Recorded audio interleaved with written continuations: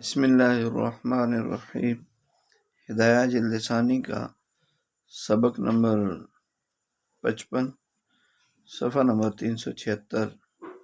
کی عبارت قال فَإِذَا طَهُرَتْ وَحَاضَتْ ثُمَّ طَهُرَتْ سے شروع کر رہے ہیں۔ دعا ہے کہ اللہ تعالی ہمارے لیے علم و عمل کی تمام منازل آسان فرمائے۔ سبق شروع کرتے ہیں۔ بسم اللہ الرحمن الرحیم۔ اللہم صلی علی سیدنا محمد النبی الأمی وازواجہ امہات المؤمنین وذریتہ واہل بیتہ کما صلیت علی ابراہیم انک حمید مجید۔ قال فإذا طهرت وحاضت ثم طهرت فإن شاء طلقها وإن شاء أمسكها۔ قال وهكذا ذكر في الأصل وذكر الطحاوي أنه يطلقها في الطهر الذي يلي الحيضة الأولى۔ قال أبو الحسن القرحي رحمه الله تعالى ما ذكر الطحاوي قول أبي حنيفة رحمه الله تعالى، وما ذكر في الأصل قولهما، ووجه المذكور في الأصل أن السنة أن يفصل بين كل طلاقين بحيضة، والفاصل ها هنا بعض الحيضة فتكمل بالثانية ولا تتجزأ فتتكامل، وإذا تكاملت الحيضة الثانية فالطهر الذي يليه زمان السنة فأمكن تطليقها على وجه السنة وجه القول الآخر على وجه السنة وجه القول الآخر أن أثر الطلاق قد انعدم بالمراجعة فصار كأنه لم يطلقها في الحيض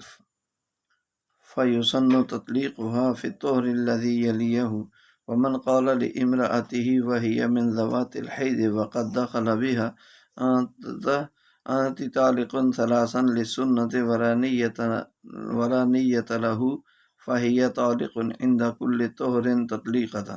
لأن اللام فيه للوقت، ووقت السنة طهر لإجماع فيه، وإن نوى أن تقع 3 ساعة أو عند رأس كل شهر واحدة فهو على ما نوى سواء كانت في حالة الحيض أو في حالة الطهر۔ وقال زفر رحمه الله تعالى لا تصح نية الجمع لأنه بدعة وهي ضد السنة، ولنا أنه محتمل لفظه لأنه سني وقوعا من حيث أن وقوعه بالسنة لا إيقاعا، فلم يتناوله مطلق كلامه وينتظمه عند نيته، وإن كانت آئسة أو من ذوات الأشهر وقعت الساعة واحدة وبعد شهر أخرى وبعد شهر أخرى، لأن الشهر في حقها دليل الحاجة كالطهر في حق ذوات الأقراء على ما بينا، دليل القراء، وإن نوى أن يقع 3 ساعة وكان عندنا لما قلنا، بخلاف ما إذا قال أنت طالق للسنة ولم ينص على 3 حيث لا تصح نية الجمع فيه، لأن نية 3 إنما صحت فيه من حيث أن اللام فيه للوقت فيفيد تعميم الوقت، ومن ضرورته تعميم الواقع فيه، فإذا نوى الجمع بطل تعميم الوقت فلا تصح نية 3۔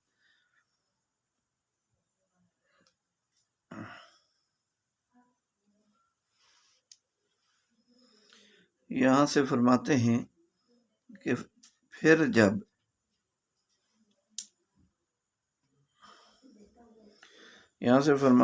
کہ پھر جب بیوی حیض سے پاک ہو کر دوبارہ حائضہ ہو، فإذا طہرت پھر جب بیوی پاک ہو جائے، وحاضت اور پھر حائضہ ہو، ثم طہرت پھر پاک ہو جائے، تو اس کے بعد پھر پاک ہو جائے، اب اگر شوہر چاہے تو اس کو طلاق دے دے، اور اگر چاہے تو روک لے، مصنف رحمۃ اللہ علیہ فرماتے ہیں وہاں قضا ذکر فی الاصل کہ امام محمد رحمۃ اللہ علیہ نے مصنف صاحب ہدایت فرماتے ہیں امام محمد رحمۃ اللہ علیہ نے اسی طرح مبسوط میں ذکر کیا ہے، اور امام طحاوی رحمۃ اللہ علیہ کا بیان یہ ہے کہ انہ یطلق فی الطہر کہ شوہر اس کو اس طہر میں طلاق دے جو پہلے حیض سے متصل ہے، الذی یلی الحیضۃ الاولی، یعنی شوہر اپنی بیوی کو اس حیض میں طلاق دے دے، جو اس طہر میں طلاق دے دے جو پہلے حیض سے متصل یعنی ملا ہوا ہے، کہ پہلا حیض جو آیا اس کے بعد فوراً جو طہر شروع ہوا اس میں دے دے۔ اور ابو الحسن قرحی رحمۃ اللہ علیہ کا قول ہے جو مبسوط میں بھی ذکر کیا گیا ہے، وہ حضرات صاحبین رحمہ اللہ کا قول ہے۔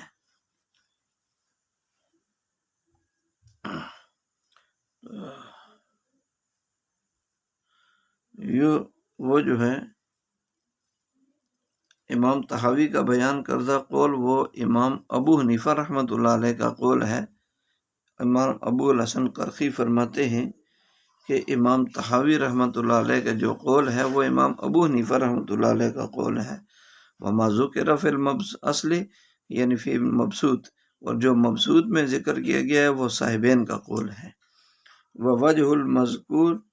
اور وہ حضرات جو ہے وہ مبسوط میں مذکور کردہ قول کی دلیل یہ ہے۔ مبسوط میں یہاں سے یہ بتانا چاہتے ہیں مسئلے کی نوعیت یہ ہے کہ اگر کوئی آدمی حالت حیض میں اپنی بیوی کو طلاق دینے کے بعد اس سے رجوع کر لے، حالت حیض میں طلاق دے دی پھر اس کو رجوع کر لے، تو اب دوبارہ طلاق دینے یا نہ دینے کا مسنون وقت کون سا ہوگا، اس بارے میں بات چل رہی ہے، اور اس کے بارے میں دو قول ہیں۔ اس بارے میں دو قول ہیں۔ ایک قول یہ ہے جو مبسوط کی طرف منسوب کیا گیا امام محمد رحمۃ اللہ علیہ کی کتاب، وہ قول یہ ہے کہ اب شوہر کو 2 طہر تک انتظار کرنا پڑے گا، یعنی وہ حیض جس میں اس نے رجوع کر لیا طلاق دے کر، اس کے بعد جو طہر آئے گا اس میں شوہر خاموش رہے گا، پھر دوبارہ حیض آنے کے بعد اگلا طہر آئے گا، اس میں شوہر کو اختیار ہوگا کہ مسنون طریقہ کے مطابق اگر وہ چاہے تو بیوی کو طلاق دے دے، اور اگر اس کا دل آمادہ ہو تو اسے اپنے پاس رکھ لے، یعنی دوبارہ بحیثیت بیوی۔ قرآن کریم نے فَإِمْسَاكُمْ بِالْمَعْرُوفِ او تَصْرِيحٌ بِإِحْسَان سے اسی طرف اشارہ کیا ہے کہ اگر روکے تو بہلائی کے ساتھ، اور اگر چھوڑے تو پھر بھی بہلائی اور اچھائی کے ساتھ ہی چھوڑے۔ دوسرا قول جسے امام طحاوی نے ذکر کیا وہ یہ ہے کہ رجوع کیے ہوئے حیض کے فوراً بعد، جس حیض میں اس نے رجوع کیا تھا اس حیض کے فوراً بعد جو طہر آئے گا پاکی کا زمانہ، اس میں شوہر کو طلاق دینے یا رکھنے کا حق مل جائے گا۔ طلاق دینا ہے پھر بھی دے دے، رکھنا چاہتا ہے اپنے نکاح میں تو پھر بھی رکھ لے مسنون طریقے پر، اور آئندہ طہر تک ٹھہرنے یا اسی میں اقدام میں طلاق کرنے کو مسنون سمجھنے کی حاجت نہیں ہے۔ تو اب یہاں سے آگے دلیل دے رہے ہیں ووجہ المذکور فی الاصل ان السنۃ ان یفصل، مبسوط میں بیان کردہ جو دلیل ہے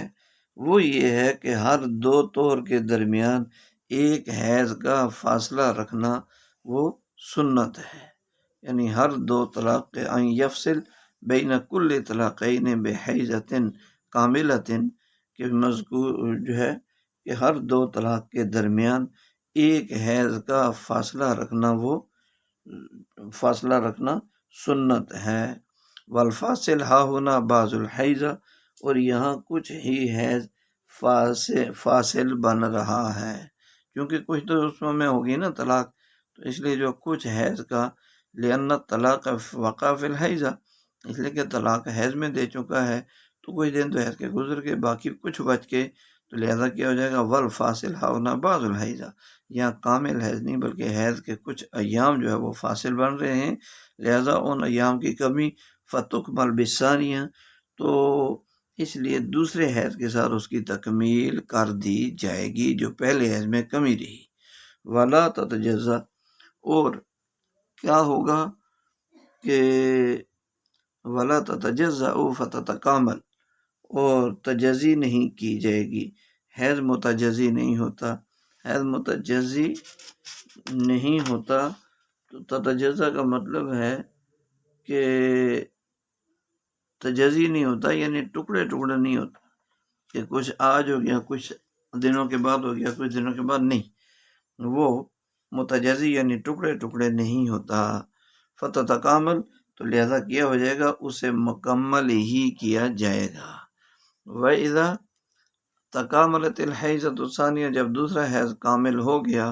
تو وہ دور جو اس کے ساتھ ملا ہوا یعنی حیض کے فوراً بعد باقی کا زمانہ جو شروع ہو رہا ہے تو یہ لیے زمان السنہ، تو اب کیا ہو گیا کہ دوسری دلیل ہے یہاں سے وفی الاصل وَإِذَا تتکامل ہے کہ رجوع کر لینے سے ویسا تتکامل، جب دوسرا حیض مکمل ہو گیا تو وہ دور جو اس کے ساتھ ملا ہوا ہے یعنی یہ زمانہ سنہ، سنت کا زمانہ ملا ہوا، فہم کرنا تطلیق ہوا علی وجہ سنہ، تو پھر اس کو سنت طریقے پر جو ہے وہ کیا ہوگا، طلاق دینا ممکن ہے، اس لیے اسے مکمل کر دیا جائے گا۔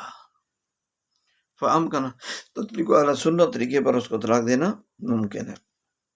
وجہ القول الآخر، یہاں سے دوسرے جو ہے وہ قول آخر کی دلیل دے رہے ہیں، چونکہ اوپر بتایا تھا کہ اس معاملے میں دو قول ہیں، جس عورت کو حالت حیض میں طلاق دی گئی تو اس بارے میں جو ہے وہ دو قول ہیں ائمہ کرام کے، تو دوسرے قول کی دلیل جو کہ طحاوی نے ذکر کیا، امام طحاوی رحمۃ اللہ علیہ نے، اس کی دلیل یہ ہے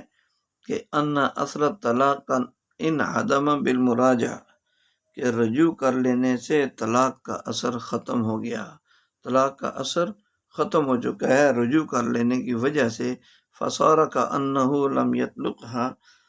تو ہو گیا اور یہ یوں ہو گیا گویا شوہر نے حیض میں طلاق ہی نہیں دی، فصارہ یہ ایسا ہو گیا کأن الزوج، جیسے کہ شوہر نے لم یطلقها، کہ اس کو حالت حیض میں طلاق نہیں دی، فیسن تطلیقها فی الطور الذی یلی علی، لہذا کیا ہوگا، اس سے حیض سے ملے ہوئے طور میں بیوی کو طلاق دینا مسنون ہوگا، تو لہذا کیا ہوگا کہ یسن تطلیق ہوا، اس کو طلاق دینا مسنون ہو جائے گا، فی الطور اس طور میں جو اس حیض سے ملا ہوا ہے، یعنی حیض کے فوراً بعد والا طلاق، اس میں جو ہے طور ہے، اس سے طلاق دینا مسنون ہو جائے گا۔ تو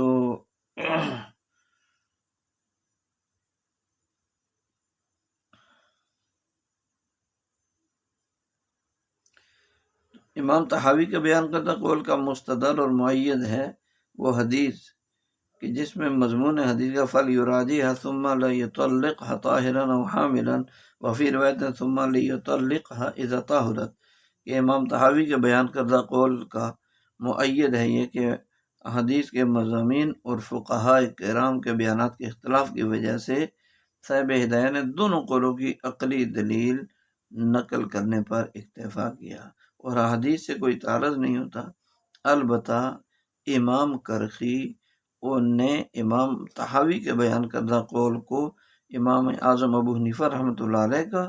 اور مبسوط میں ذکر کردہ قول کو صاحبین کا قول بتا کر دونوں میں تطبیق پیدا کرنے کی کوشش کی ہے۔ بہرحال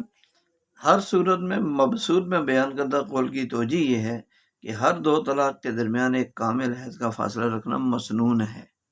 ہر دو طلاق کے درمیان ایک کامل حیض کا فاصلہ رکھنا وہ کیا ہے، وہ مسنون ہے، اور صورت مسئلہ میں کامل حیض کا فاصلہ اسی وقت ہوگا جب طلاق اور رجعت کے بعد مزید ایک اور حیض گزر جائے گا، کیونکہ جس حیض میں طلاق دے کر رجوع کر لیا ظاہر ہے وہ کامل حیض نہیں ہے، کیونکہ اسی حیض میں طلاق بھی ہوئی، اسی میں رجوع کر لیا، تو وہ حیض ناقص ہوا اس طلاق کے حق میں اس میں، اور حیض میں تجزی بھی نہیں ہو سکتی کہ ٹکڑے ٹکڑے کر کے کہ جتنے اوقات اس حیض کے طلاق اور رجوع کرنے میں صرف ہوئے وہ دوسرے حیض سے اتنے اس میں جوڑ لیے جائیں، ایسا نہیں ہو سکتا۔ اس لیے مسنون طریقہ اختیار کرنے کے لیے اگلا پورا حیض گزرنا ضروری ہوگا۔ امام طحاوی رحمۃ اللہ علیہ کے فرمان کی دلیل یہ ہے کہ پہلے حیض میں طلاق دینے کے بعد جب شوہر نے رجوع کر لیا تو طلاق کا اثر ہی ختم ہو گیا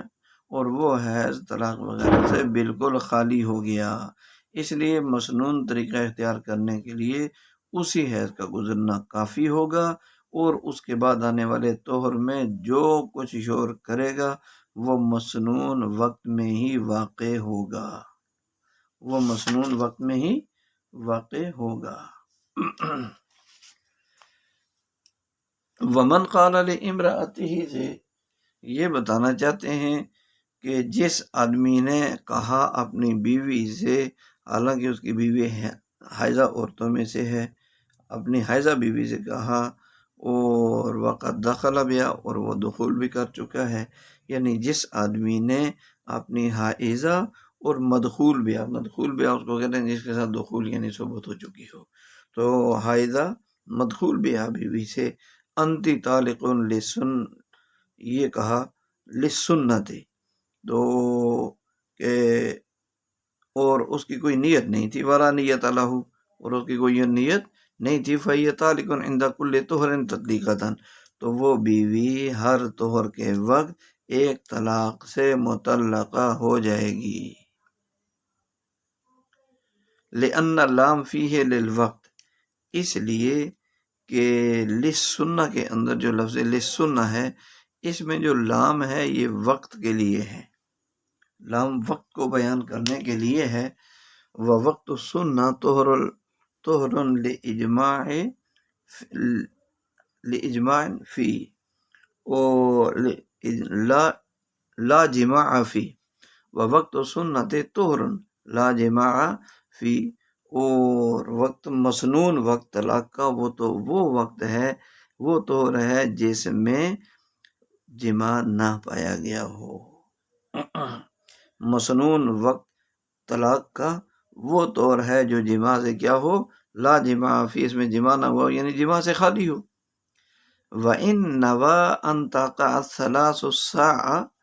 اور اگر شوہر نے نیت کر لی کہ فی الحال 3 واقع ہو جائیں، فی الحال کیا ہو جائیں، 3 واقع ہو جائیں، او عند راس کل شہر واحدہ، یا ہر مہینے کے شروع میں ایک طلاق واقع ہو جائے، یعنی شوہر نے یہ نیت کر لی کہ 3 جو ہے وہ فی الحال 3 واقع ہو جائیں یا ہر مہینے کے شروع میں ایک واقع ہو جائے، تو حکم شوہر کی نیت کے مطابق ہوگا۔ فہوا علی ما نوا سواء کانت فی حالت الحیض و فی حالت الطہر، کہ چاہے وہ وقت حالت حیض میں ہو یا حالت طہر میں ہو، وہ وقت حالت حیض میں ہو یا حالت طہر میں ہو۔ یہاں صورت مسئلہ یہ ہے کہ ایک آدمی نے اپنی ایسی بیوی سے جو ذوات الحیض یعنی حیض والی عورتوں میں سے اس کا حیض آتا ہے ان میں سے ہے، اور جس کے ساتھ دخول بھی کر چکا ہے یعنی جماع، یوں کہا انتی طالق لسنتی، تجھے سنت کے مطابق 3 طلاق ہے، تو اس کے اس جملے پر کوئی بھی حکم لگانے سے پہلے یہ دیکھا اور سوچا جائے گا کہ شوہر نے کوئی نیت کی ہے یا نہیں۔ اگر شوہر کی نیت کوئی بھی نہیں ہے، اس نے مطلقاً وہ الفاظ کہہ دیے انتی طالق لسنہ، تو اس صورت میں تو ہر طور کے وقت بیوی پر ایک طلاق پڑ جائے گی، اور اگر رجعت نہیں پائے گی یعنی رجوع نہیں کیا تو 3 طہر کے بعد چونکہ ہر طہر میں ایک طلاق پڑی ہے تو وہ مطلقہ مغلظہ ہو جائے گی۔ امام ظفر رحمۃ اللہ علیہ فرماتے ہیں لا تصح نیت الجمع لأنه بدعۃ ویزید سنہ۔ امام ظفر رحمۃ اللہ علیہ فرماتے ہیں کہ جمع یعنی 3 کی نیت کرنا یہ درست نہیں ہے۔ لا تصح نیت الجمع، جمع کی نیت یعنی تینوں طلاق اکٹھی دینے کی نیت کرنا درست نہیں ہے، اس لیے کہ وہ تو بدعت ہے، اکٹھی تین دینا یہ بدعت ہے، اور بدعت سنت کا جو ہے وہ کیا ہے، سنت کی ضد ہے، تو لہذا جو ہے وہ ٹھیک نہیں ہے ایک دم تین کی نیت کرنا۔ ولنا، یہاں سے ہماری دلیل دے رہے ہیں کہ ہماری دلیل یہ کہ انہو محتمل لفظہ لانہ سنی، ہماری دلیل یہ ہے کہ انہو ان الزوج، کہ شوہر کے کلام میں نیت جمع کا احتمال ہے، شوہر کے کلام میں جو ہے وہ جمع کی نیت کا، ان الجمع سنی وقوعا من حیث ان وقوع بسنہ لا ایقاع، کہ شوہر کے کلام میں جمع کی نیت کا احتمال ہے، کیونکہ یہ شکل من حیث الوقوع سنی ہوگی، نہ کہ من حیث الایقاع۔ وقوع کہتے ہیں واقع ہونے کا اعتبار، ایقاع کہتے ہیں واقع کرنے کا اعتبار۔ تو اب یہاں کہتے ہیں کیونکہ یہ شکل، یعنی اس نے جو جمع کی نیت کر لی تین کی، تو یہ تین کی جمع کی نیت کرنا یہ من حیث الوقوع، واقع ہونے کے اعتبار سے تو سنت ہوگی، اور واقع کرنے کے لا ایقاعاً، واقع کرنے کے اعتبار سے یہ جو ہے وہ سنت نہیں ہوگی۔ لہذا فلم یتناولہ مطلق کلام ہی، لہذا شوہر کا مطلق کلام تو اسے شامل نہیں ہوگا۔ وَيَنْتَظِمُهُ عِنْدَ نِيَّتِهِ، البتہ اس کی شوہر کی نیت کے وقت جو ہے وہ اسے شامل ہوگا۔ یہاں سے تھوڑا سا سمجھنے کی ضرورت ہے کہ ہماری جو دلیل ہے امام ابو حنیفہ رحمۃ اللہ علیہ کی، جس کو سمجھنے سے پہلے بطور تمہید یہ یاد رکھنے کی ضرورت ہے کہ سنت کی دو قسمیں ہیں، ایک تو مسنون طریقے پر ہو طلاق سنت کی، کہ ایک تو مسنون، ایک سنت کاملہ، ایک سنت قاصرہ۔ سنت کی دو قسمیں، سنت کاملہ، سنت قاصرہ۔ سنت کاملہ کا مطلب یہ ہے کہ وہ طلاق جو وقوع یعنی واقع ہونے اور ایقاع واقع کر دینے دونوں اعتبار سے مسنون طریقے پر ہو، وہ سنت کاملہ ہے۔ مثلا تین الگ الگ طہر میں تین طلاق دینا، ایک طہر میں ایک، دوسرے میں دوسری، تیسرے میں تیسری، یہ سنت کاملہ ہے۔ سنت قاصرہ کا مطلب یہ ہے کہ جو صرف وقوع کے اعتبار سے، وقوع کہتے ہیں واقع ہو جانا، تو واقع ہو جانے کے اعتبار سے علی وجہ سنہ ہو طلاق، یعنی ایک ہی طور میں تین طلاق دینا، اور یہ دونوں کی دونوں طلاق سنت، طلاق سنت کاملہ، سنت قاصرہ، دونوں ثابت اور مروی ہیں، لہذا الگ الگ تین طہر میں تین طلاق دینا بھی سنت سے ثابت ہے، اور بیک وقت تین طلاق دینا بھی، تین طور میں تین طلاق دینا بھی ثابت ہے، یعنی ایک طور میں ایک، دوسرے میں دوسرے، تیسرے میں تیسری، اور بیک وقت ایک ہی وقت میں تین طلاق دینا بھی ثابت ہے۔ اللہ کے نبی صلی اللہ علیہ وسلم کا ارشاد ہے کہ من طلق امرأتہ الفا باتت منہ بثلاث والباقی رد علیہ، کہ جس آدمی نے اپنی بیوی کو 1000 طلاق دی تو بیوی 3 طلاق کے بعد اس سے بائنہ ہو جائے گی اور باقی شوہر پر مار دی جائیں گی، کیونکہ 3 آخری حد ہے۔ جب کام اور مقصود 3 سے حاصل ہو جاتا ہے، یعنی مستقل تفریق اور جدائی ہو جاتی ہے، تو اب 1000 یا 500 دینے کا کیا مطلب۔ اور دوسرا یہ کہ وَإِنْ كَانَتْ عَائِشَةٌ،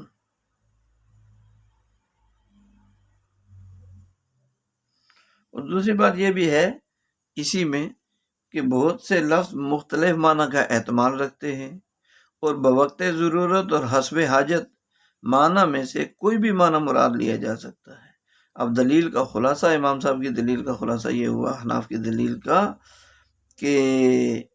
شوہر نے جب انتی طالق للسنہ کہا تو اس میں جس طرح یہ احتمال ہے کہ اس سے سنت کاملہ مراد لی جائے، اسی طرح یہ احتمال بھی اس جملے سے ہے کہ اس سے سنت قاصرہ مراد لی جائے۔ اور یہ بات اپنی جگہ مسلم اور حقیقت ہے کہ مختلف احتمالات میں سے کسی ایک کو خاص اور متعین کرنے کے لیے کسی وضاحت اور صراحت کی ضرورت ہوتی ہے۔ جہاں ایک ہی چیز سے کئی احتمال ہوں تو وہاں وضاحت اور صراحت کی ضرورت ہوتی ہے کسی ایک احتمال کو متعین کرنے کے لیے، اور صورت مذکورہ میں نیت سے بڑھ کر کوئی اور وضاحت نہیں ہو سکتی۔ اس لیے اگر شوہر نے نیت نہیں کی تھی تب تو للسنہ کا اعلیٰ درجہ یعنی ایقاع اور وقوع، ایقاع واقع کر دینا طلاق اور وقوع واقع ہو جانا، دونوں اعلیٰ وجہ سنہ مراد لیے جائیں گے۔ لیکن جب اس نے جمع اور ثلاث کی نیت کر لی، 3 کی، تو اب اس کی نیت ہی کا اعتبار ہوگا، اسی کے مطابق فیصلہ ہوگا، اور سنت سے سنت قاصرہ یعنی سنت من حیث الوقوع مراد لیا جائے گا، اس لیے کہ شوہر کا کلام اس سنت کا بھی احتمال رکھتا ہے، اور شوہر کی نیت نے ہی اس سنت قاصرہ کو متعین کر دیا۔ وَإِنْ كَانَتْ عَائِشَةً أَوْ مِنْ ذَوَاتِ الْأَشْهُرِ، اور اگر بیوی عائشہ یعنی نا امید ہو، جس کو حیض وغیرہ آنے کی بچوں کی کوئی امید نہ ہو، ان میں سے ہو، یا ذوات الاشہر مہینے والی میں سے ہو، یعنی چھوٹی عمر کی ہو، مدخول بیاہ ہو چکی ہو۔ عائشہ بھی مدخول بیاہ ہے، صغیرہ مدخول بیاہ ہے، لیکن یہ دونوں عائشہ ہیں، ذوات الاشہر میں سے ہیں، یعنی ان کی اگر عدت وغیرہ ہوگی مہینوں کے حساب سے ہوگی، چونکہ ان کو حیض وغیرہ تو آتا نہیں ہے۔ تو وقعت الساعۃ واحدۃ، اگر بیوی عائشہ ہو یا ذوات الاشہر میں سے ہو، مہینے والی عورتوں میں سے ہو، تو پھر کیا ہوگا؟ فی الفور ایک ہی طلاق واقع ہوگی، وبعد شہر، اور 1 مہینے کے بعد دوسری، وبعد شہر، پھر 1 مہینے کے بعد تیسری طلاق واقع ہوگی۔ دلیل کیا ہے؟ لأن الشہر فی حقها یعنی فی حق صغیرہ ولائسہ دلیل الحاجہ، اس لیے کہ مہینہ اس کے حق میں حاجت کی دلیل ہے۔ مہینہ اس کے حق میں کیا ہے؟ حاجت کی۔ لأن الشہر مہینہ فی حقها، اس عورت کے حق میں حاجت کی دلیل ہے۔ کالطہر فی حق ذوات الاقراء علی ما بینا، جیسا کہ حیض والی عورتوں کے حق میں طہر حاجت کی دلیل ہے، اور دلیل کے مطابق جسے ہم بیان کر چکے ہیں۔ یہاں سے بتانا چاہتے ہیں کہ مسئلے کی نوعیت تو وہی ہے پہلے والے مسئلے کی طرح، لیکن البتہ وہاں بیوی ذوات الحیض میں سے تھی۔ یہاں مسئلہ یہ ہے کہ اگر وہ شوہر نے عائشہ یا صغیرہ چھوٹی عمر کی بیوی کو مخاطب کر کے انتی طالق للسنہ ثلاثاً کہا اور اس کی کوئی نیت بھی نہیں کی تھی، تو اس صورت میں ایک طلاق تو فوراً پڑ جائے گی، اور اس کے بعد ہر ماہ ایک طلاق واقع ہوگی، اس لیے کہ ان عورتوں کے حق میں مہینہ ہی حاجت کی دلیل اور علامت ہے۔ لہذا جس طرح ذوات الحیض میں نیت نہ ہونے کی صورت میں ہر طور میں 1 طلاق پڑے گی، ایسے ہی یہاں بھی ان پر ہر مہینے میں 1 طلاق واقع ہوگی۔ اور اگر وَإِن نَوَى أَن يَقَعَ الثَّلَاثُ السَّاعَةَ، اور اگر شوہر نے یہ نیت کر لی کہ ایک ساتھ 3 واقع ہونے کی نیت کر لی، وقعن عندنا، تو ہمارے نزدیک تینوں واقع ہو جائیں گی، لما قلنا، اس دلیل کی وجہ سے جو ہم نے بیان کی کہ انہ محتمل لفظہ، کہ اس کے الفاظ میں دونوں احتمالات ہیں،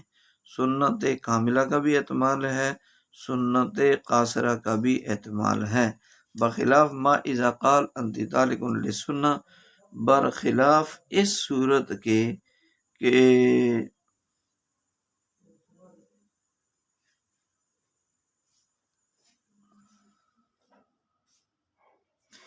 جب شوہر نے انتی طالق للسنہ کہا اور ثلاث کی وضاحت یا صراحت نہیں کی، لم ینص علی الثلاث، بخلاف اس صورت کے کہ جب شوہر نے کہا کہ انتی طالق لسنہ، یہ لفظ تو بولا، ولم یونس علی الثلاث، لیکن تین کی وضاحت نہیں کی، حیث لا تصح نیت الجمع فی، تو اس صورت میں جو ہے وہ کیا ہے، ثلاث کی تو کہ صراحت اور وضاحت نہیں کی، چنانچہ اس میں جمع کی نیت کرنا درست نہیں ہے، لأن نیت الثلاث انما صحت فی من حیث، اس لیے کہ اس جملے میں انتی طالق لسنہ، اس جملے میں ثلاث کی نیت اس اعتبار سے درست ہے، اس حیثیت سے درست ہے کہ اس میں لام وقت کے لیے ہے۔ انتی طالق لسنہ کے اندر جو لسنہ کا یہ جو لام ہے، یہ کس کے لیے ہے؟ وقت کے لیے ہے، فیفید تعمیم الوقت، اور یہ تعمیم وقت کا فائدہ دیتا ہے، یعنی عام وقت کا، کوئی بھی متعین وقت نہیں ہے، ومن ضرورت ہی تعمیم الواقع فی ہے، اور تعمیم وقت کی ضرورت میں سے اس وقت میں واقع کی تعمیم بھی پائی جاتی ہے، فَإِذَا نَوَا، لہذا جب شوہر نے نیت کر لی، الجمع، جمع کی نیت کر لی، تو پھر بطل تعمیم الوقت، وقت کی تعمیم باطل ہو جائے گی، تعمیم الوقت باطل ہو گیا، اس لیے فلا تصح نیت الثلاث، تو تین کی نیت کرنا صحیح نہیں ہوگا۔ یہاں سے اتنا بتا رہے ہیں کہ اگر تین کی نیت کر لی تھی کہ ایک ساتھ تین طلاق واقع ہو جائیں، تو ہمارے ہاں اس کی نیت کے مطابق ہی فیصلہ ہوگا اور ایک ساتھ تین طلاق واقع ہو جائیں گی، جیسا کہ ذوات الحیض میں تفصیل گزر چکی اور ہم نے سن لی، سمجھ لی۔ البتہ امام ظفر رحمۃ اللہ علیہ وہ حسب سابق یہاں بھی نیت جمع کے خلاف ہیں، وہ فرماتے ہیں کہ جمع کی نیت کرنا یہاں درست نہیں ہے۔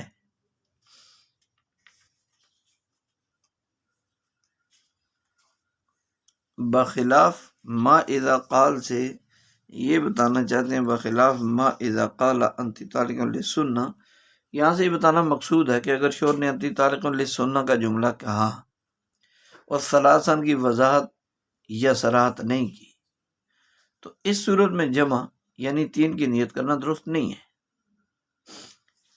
اس لیے کہ تین کی نیت کرنا تو اس وقت درست ہوتا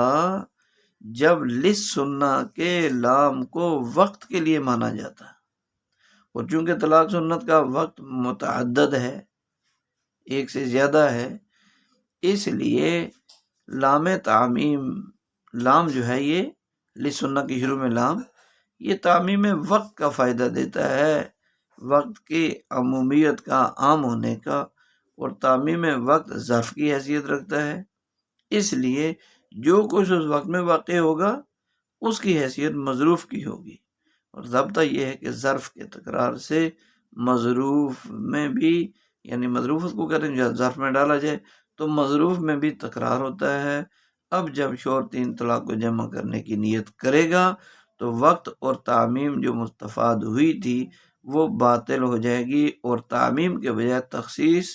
اور تحدید کا مرحلہ سامنے ہوگا، جو کہ درست نہیں ہے۔ اس لیے ہم کہتے ہیں کہ صورت مذکورہ میں جمع اور تین کی نیت کرنا بھی درست نہیں ہے۔ دعا ہے اللہ تعالیٰ علم و عمل میں برکت نصیب فرمائے اور کہا سننا اپنی بارگاہ میں قبول فرمائے۔ سبحان ربک رب العزت عما یصفون وسلام علی المرسلین والحمد للہ رب العالمین۔ السلام علیکم ورحمۃ اللہ وبرکاتہ۔